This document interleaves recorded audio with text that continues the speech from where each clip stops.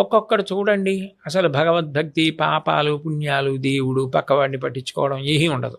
వాడు చాలా ఐశ్వర్యవంతుడిగా ఉంటాడు. ఒక్కొక్కడు చాలా పవిత్రమైన జీవనంతో ఉండి దరిద్రుడిగా ఉంటాడు. అప్పుడు సాధారణంగా ఏమంటారంటే, ఏమండి భగవంతుడు అన్నవాడు ఉంటే ఈయన ఇలా ఉండడం ఏంటి, ఆయన అలా ఉండడం ఏంటి? కరెక్ట్. దీనికి జవాబు ఒక్కటే. సనాతన ధర్మంలో ప్రాణప్రదమైన సిద్ధాంతం ఏమిటంటే కర్మ సిద్ధాంతం.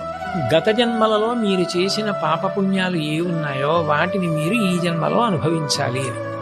ఆయన గత జన్మలలో పుణ్యం చేశాడు, దాని ఫలితం ఇప్పుడు ఐశ్వర్యం అనుభవిస్తున్నాడు. ఇప్పుడు చేస్తున్నాడు పాపం, దీన్ని అనుభవిస్తున్నాడు. ఆయన గత జన్మలో పాపం ఇప్పుడు పూర్తి చేసేసుకుంటున్నాడు, అయినా ఇప్పుడు పవిత్ర జీవనం పొందున్నాడు. అందుకని దీని ఫలితం ఉత్తర జన్మల్లో పొందుతాడు. అప్పుడు ఆయనకి హెచ్చరిక, ఈయనకి భుజం మీద చెయ్యి పెట్టి అభినందించి అదే పవిత్ర మార్గంలో వెళ్ళడానికి తోడ్ప